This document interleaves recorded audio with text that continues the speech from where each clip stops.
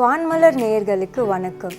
2025ஆம் ஆண்டு கிறிஸ்துமஸ் சிறப்பு குழுக்கள் தொடங்க இருக்கிறது. முதலில் நம்முடைய முன்னாள் இயக்குனரின் இறைவேண்டலுடன் ஆரம்பிப்போம். பிதா குமாரன் பரிசுத்த ஆவியின் நாமத்தினாலே ஆமென்.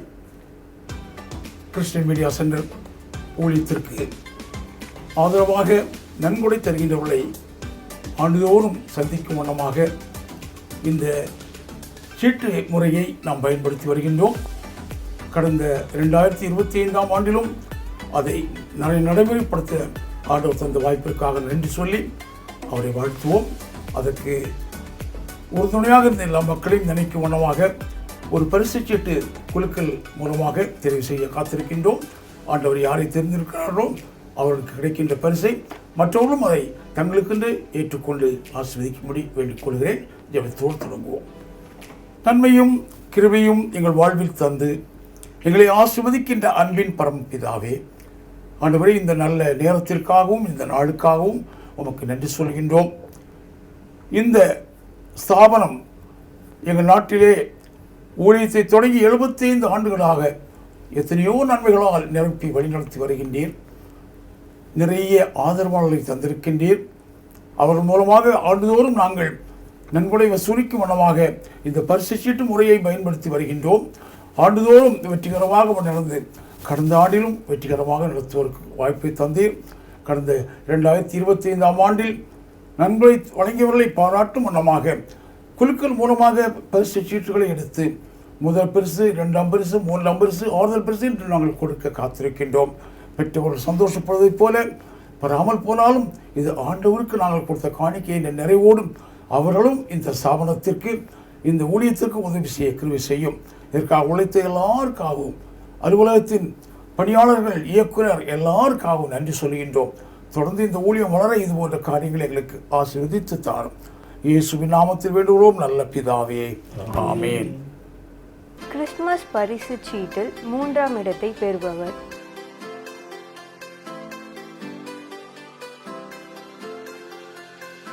பரிசு பெறுபவர் எண் 10,657 P. Suresh, Scudder memorial hospital. இப்பொழுது 2ஆம் பரிசு 29,426 ஜே. பிரவீன், வெள்ளாங்குளம். இப்பொழுது ஃபர்ஸ்ட் பிரைஸ் யாருக்குன்னு பார்க்கலாமா?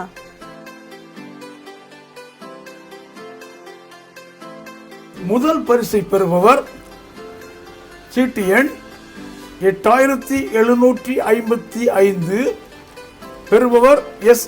ஷைலின் சில்வியா, திருப்பத்தூர். ஷைலின் சில்வியா, திருப்பத்தூர். இப்பொழுது 75 ஆறுதல் பரிசுகள்.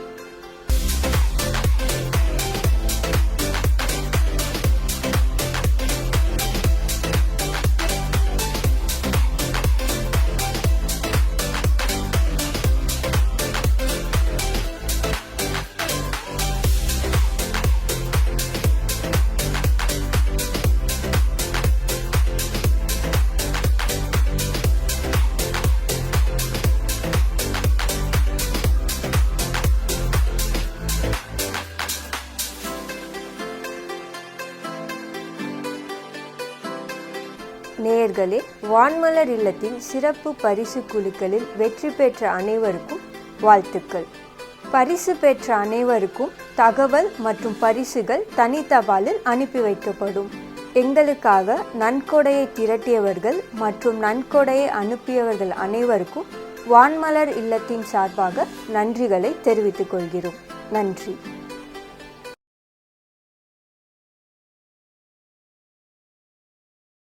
நம்முடைய பிதாவாகிய கடவுளாலும் ஆண்டவராக இயேசு கிறிஸ்துவினாலும் உங்களுக்கு கிருபையும் சமாதானமும் உண்டாவதாக. கிறிஸ்துவுக்குள் பிரியமானவர்களே,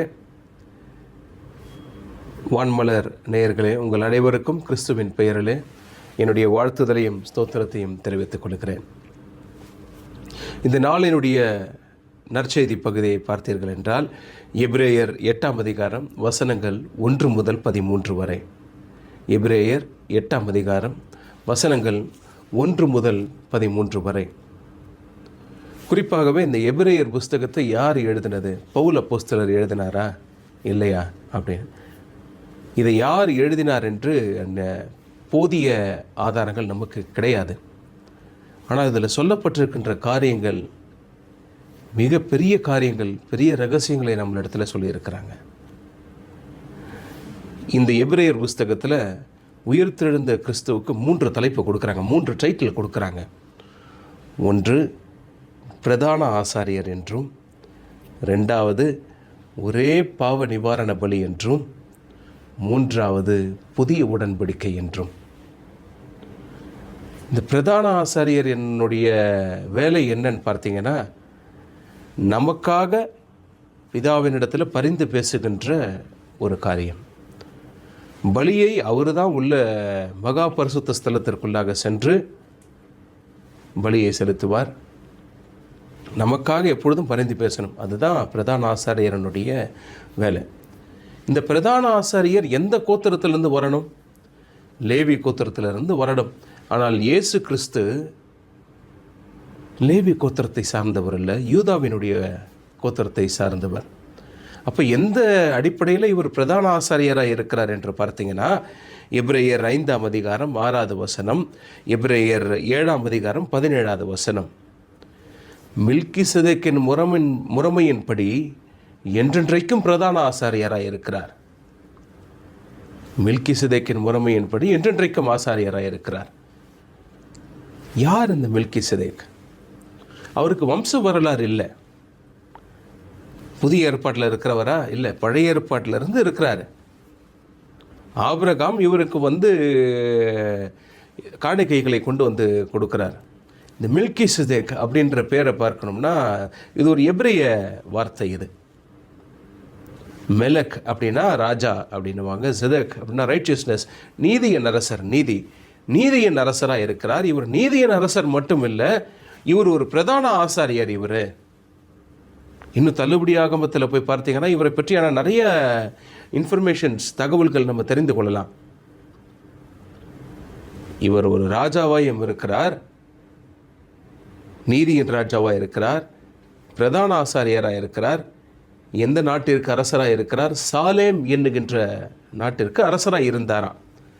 அதனால தான் நம்மளுடைய கீர்த்தனைகளில் சில பாடல்கள், ஒரு பாடல் நம்ம பாடுவோம், சாலமின் ராஜா சங்கையின் ராஜா சுவாமி வாரமே. அது சாலமோன் ராஜா நினச்சிக்கிறோம்.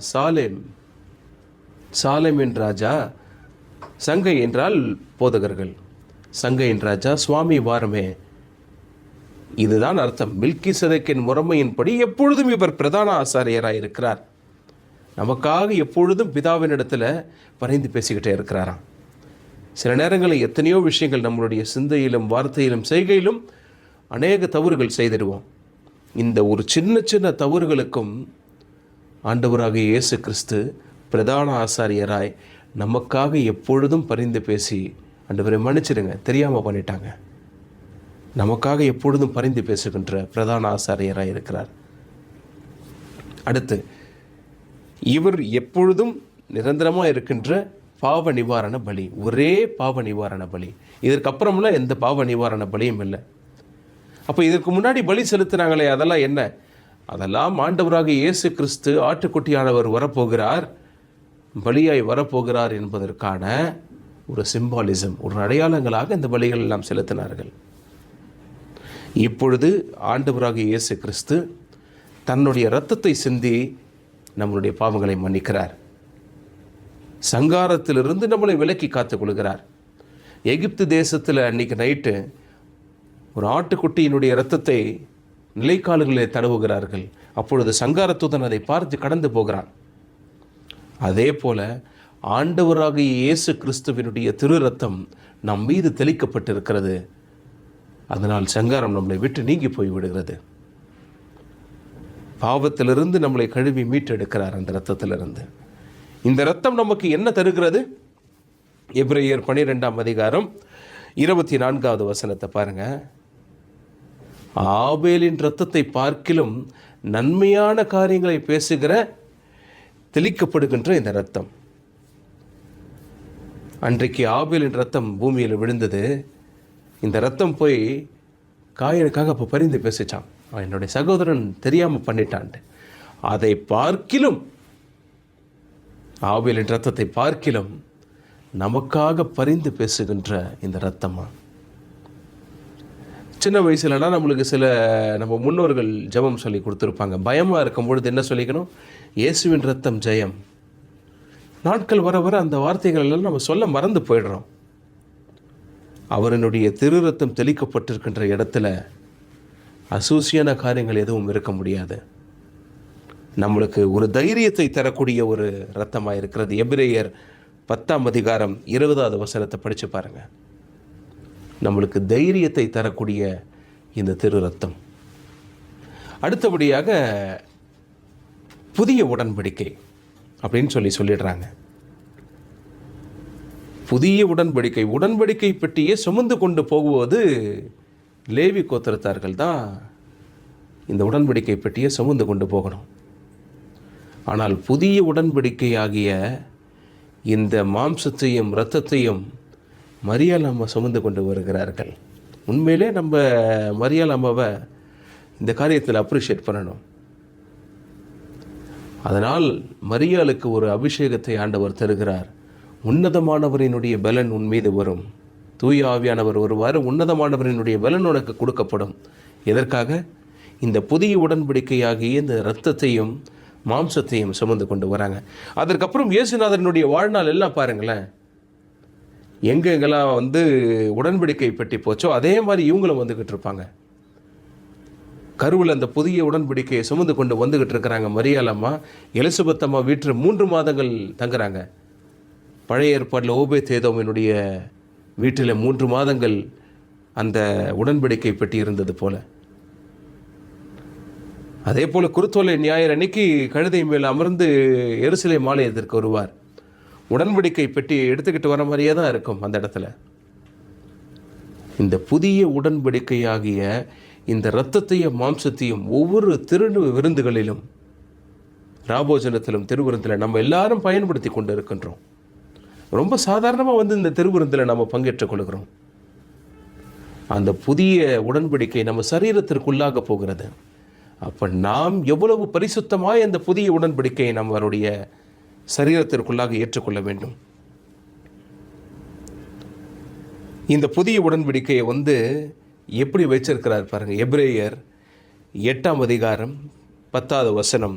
அவர்களினுடைய மனதிலே வைத்து அவர்களினுடைய இருதயத்திலே அவைகளை எழுதுவேன். நம்மளுடைய இருதயத்தில் இந்த புதிய உடன்படிக்கையை ஆண்டவர் வைக்கிறார். அப்போது நமக்கு எவ்வளோ பெரிய அபிஷேகம் இருந்தால், எவ்வளோ பெரிய பாக்கியம் இருந்தால், இந்த புதிய உடன்படிக்கை நம்மளுடைய சரீரத்தில் சுமக்கக்கூடிய ஒரு பாக்கியத்தை ஆண்டவர் தருகிறார். இதற்காக நம்மளுடைய சரீரத்தை ஆயத்தப்படுத்துவோம். ஜெபம் செய்வோம். கிருபையும் இரக்கம் நிறைந்த எங்கள் பரிசுத்த தேவனே, இந்த புதிய உடன்படிக்கையை சுமந்து கொள்வதற்கு எங்களை நீர் ஆயத்தப்படுத்துங்க ஆண்டவரே. எங்களுடைய சரீரத்தில் ஆண்டவரே, ஒருவேளை இத்தனை நாட்கள் நாங்கள் அதை புரிந்து கொள்ளாமல் சுமந்து கொண்டோம் ஆண்டவரே. இன்னும் வருகின்ற நாட்களில் அதை அறிந்து அந்த பரிசுத்தத்தோடு இந்த புதிய உடன்படிக்கை எங்கள் சரீரத்தில் சுமந்து கொள்ள எங்களுக்கு கிருபை செய்யுங்க. மீட்பர் இயேசு கிறிஸ்துவின் வல்லமையுள்ள நாமத்திலே கெஞ்சி மன்றாடுகிறோம் எங்கள் ஜீவனுள்ள பரமபிதாவே, ஆமென். நம்முடைய ஆண்டவராக இயேசு கிறிஸ்துவின் கிருபையும் பிதாவாகிய கடவுளினுடைய அன்பும் பரிசுத்தாவின் ஐக்கியமும் ஆசீர்வாதமும் நம் அனைவரோடும் இன்றும் என்றும் சதா காலங்களும் தங்கியிருப்பதாக. ஆமென். வான்மலரின் புதிய முகவரி: கிறிஸ்டியன் மீடியா சென்டர், 105 பாந்தியன் சாலை, 2வது தளம், மியூசியம் எதிரில், எக்மோர், சென்னை 6,08,000.